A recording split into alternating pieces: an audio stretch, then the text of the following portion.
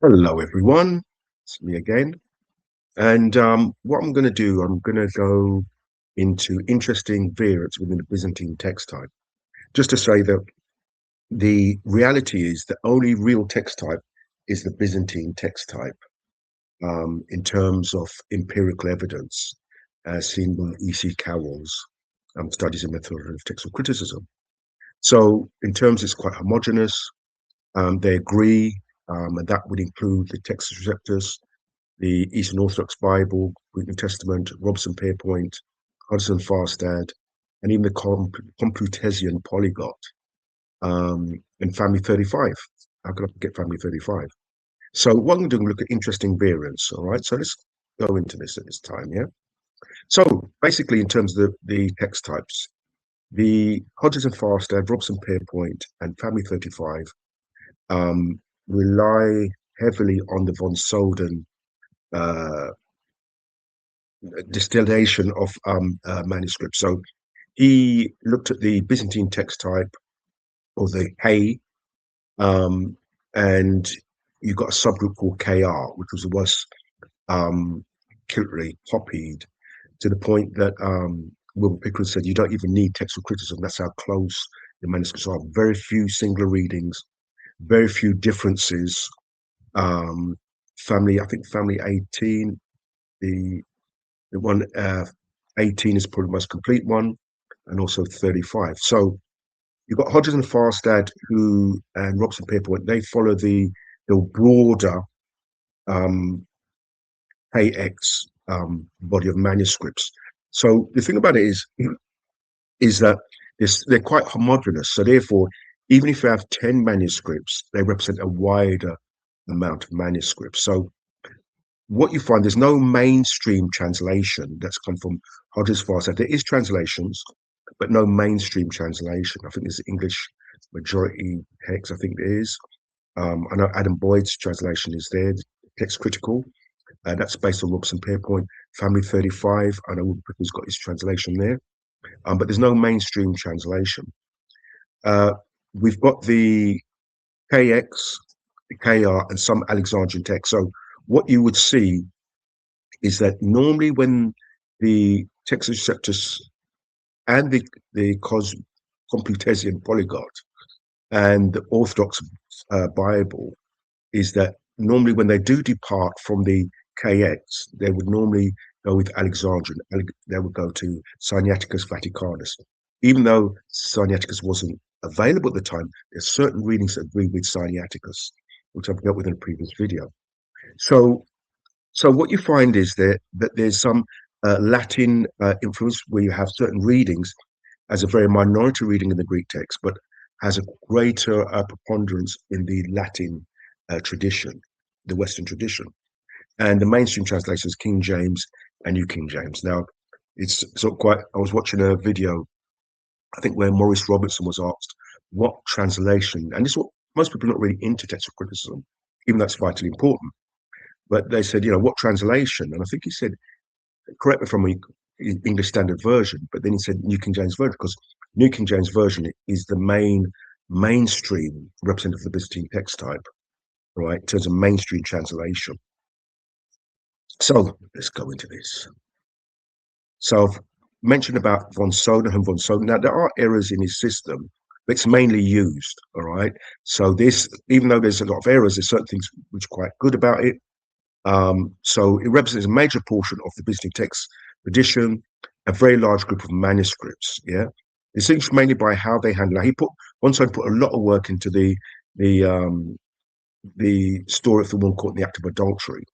All right, so you find that the mainstream differences with Family 35, Robson Pierpont, Hodges Farstad, and how they deal with the woman caught in the act of adultery. Right now, they consider it an attempt at a standardized unified text created around the 12th century. That's von Soden's view.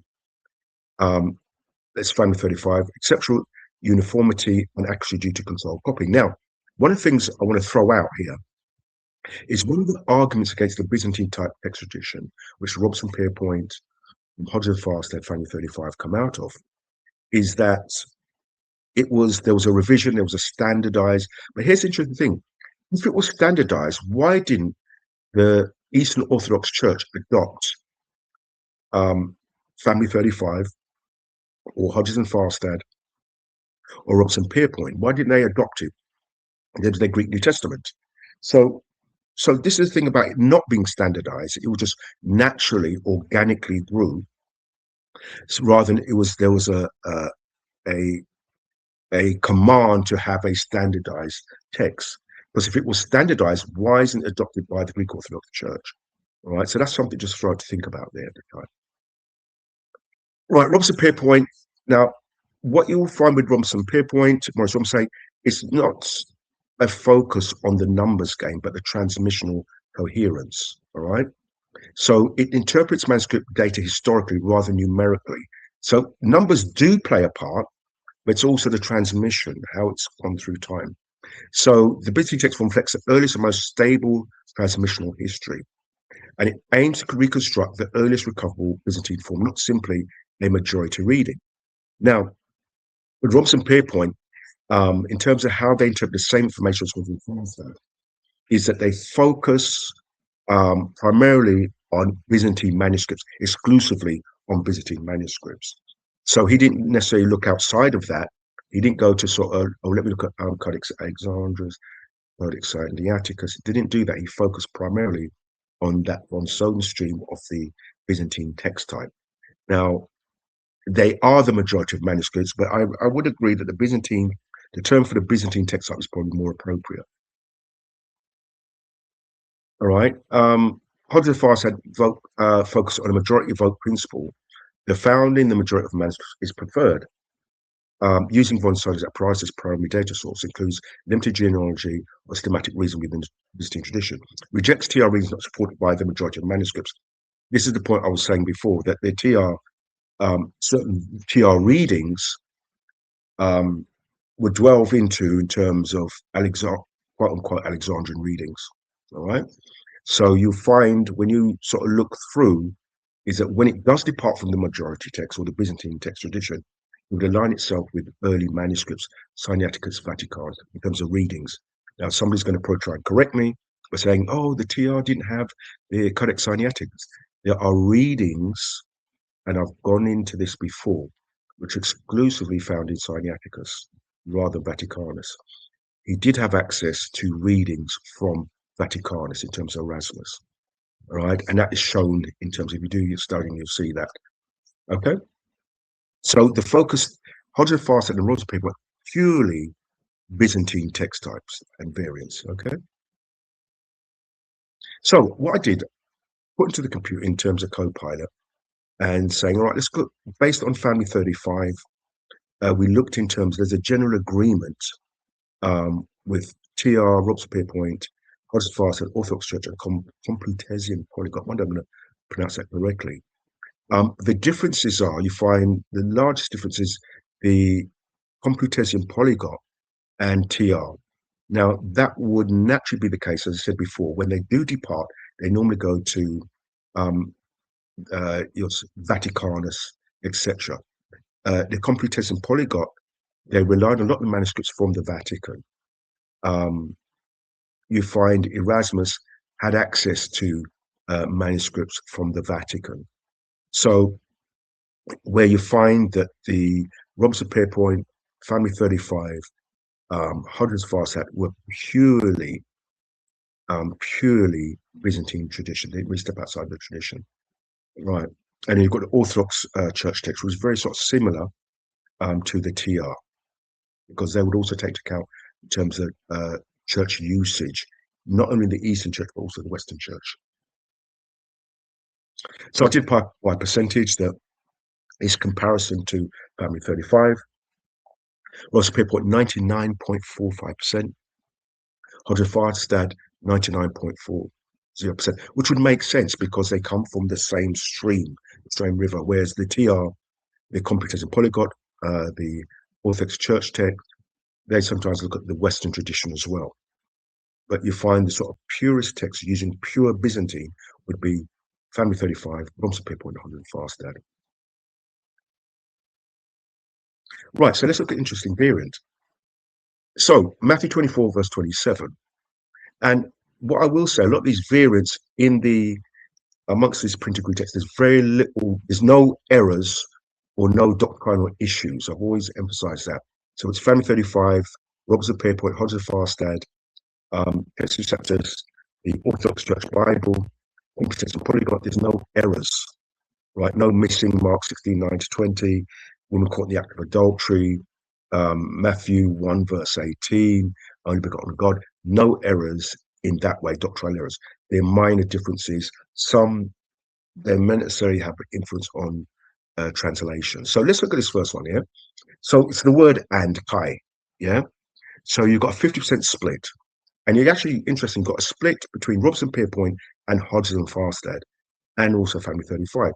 So what you'll notice is 50-50, but the Hodges and Farstad variant of the omission of Chi has the support of Aleph, B, and D.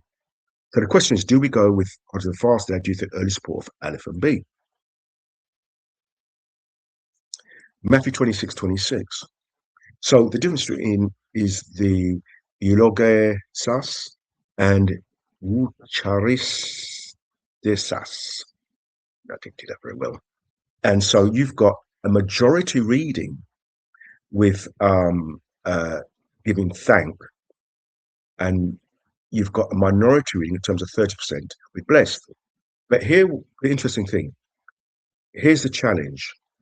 You've got Family 35 agreeing with the TR, Competence and Polyglot, Nestles, but it's supported by P45, Aleph, B, C, D, where to give thanks as a 70%, AW, and has the Eastern Orthodox Bible with Robson Pierpont and Hodges of Farstad. So the question is, we know that the TR, right, and Family 35 have medieval manuscripts, but the reading goes way back to P45, which is probably 3rd century.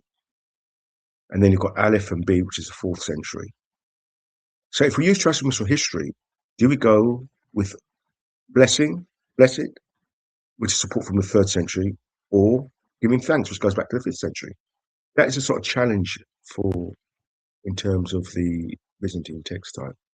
So this is one of my favorite variants, my new favorite variants, is knowing and seeing. The difference between knowing and seeing. Now, what you see that knowing is the majority, it's 70%. It's got Aleph, B, A, and W. Seeing has got 30%, which is Hodges, Farstad, and Ross Pierpont. So clearly here, the majority reading and also the earliest reading is going with knowing rather than seeing.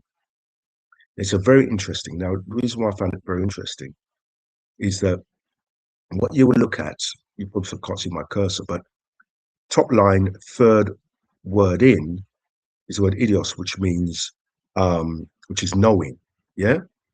So this is the first edition. This agrees with the 70%. The second edition, 3 years later, it agrees with the Hodges and Farstad and Robson Pierpont, which is seeing. And then 3 years later, again, he goes back to knowing, right? Which even his final edition, he kept that reading there, 70%. All right, so you can see there, top line, 3rd word in, yeah? So 1st edition, he goes with knowing. 2nd edition, he changes. And then the 3rd edition, he goes back, and the final edition as well, last edition as well. He goes back with the majority, the 70%, yeah? That's a very interesting variant. And it's interesting, so it's not in the majority text, right? Hodges, Farstad, and Robson Pierpont don't have the majority reading, and neither is supported by the earliest reading. So it's a very interesting variant there. Romans 13, verse 9 is an interesting one. So a switch around here that not bear false witness, right? Now, that's in the majority reading of 67%. It's supported by Aleph, and you've got the TR. And then on the other side, you've got 33%, but it's got an earlier support, P46, A and B. And that is put by the Orthodox Church, Robson Pierpont, Hodges, Farstad, Competence and Polyglot, and Nestles. So do we go with the majority or the earliest reading? This is the challenge. I'm not saying I've got the answers. Right, 1 Corinthians 11, verse 27. And there's loads of these. There's loads of these. They're not really sort of big variants, but they're interesting how people deal with them. So if you look here, and if you look at the 70% of the TR is supported by P46, A, B, and C, 70%. Aleph, 30%, Robson Pierpont, Hodges, Farstad. So what is, if you notice here, Off the Lord is mentioned twice with the TR and Family 35. Off the Lord is mentioned 3 times.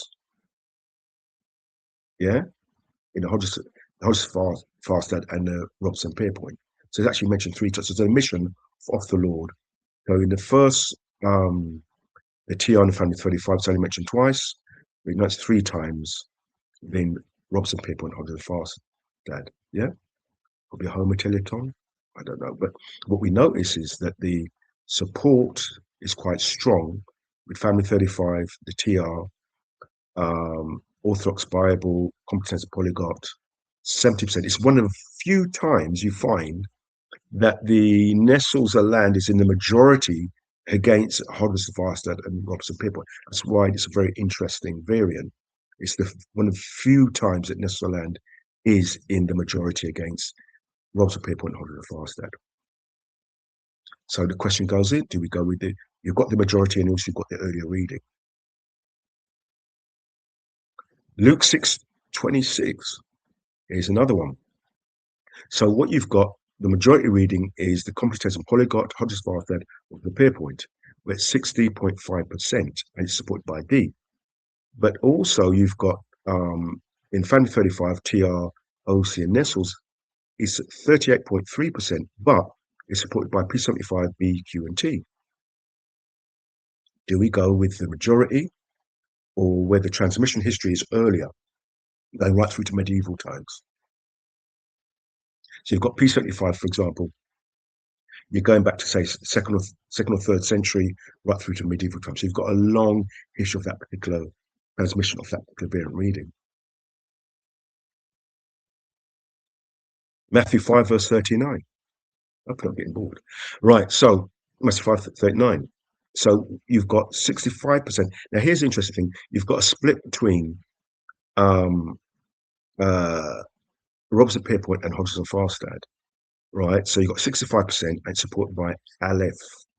So do we go with the the majority of manuscripts and also in terms of the earlier reading? Matthew 11, verse 16. So if you look here, it's mainly a sort of word order change. So you've got a 50-50 split. So how does one decide what reading to go with? So you've got now 50% and 45%. So this is the challenge. What reading do you go with? What's the decider? And I think this is the last one, 1 Corinthians 4, verse 6, where you've got 50-50. You've got Hodges, Farstad separate from Robson Pierpont, which doesn't really happen a lot because they not generally agree. But you've got Hodges by 50% with Family 35.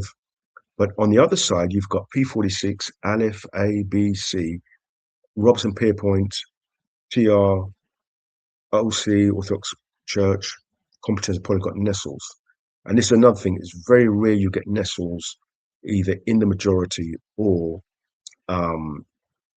50-50 with the majority text. So how's the decision made?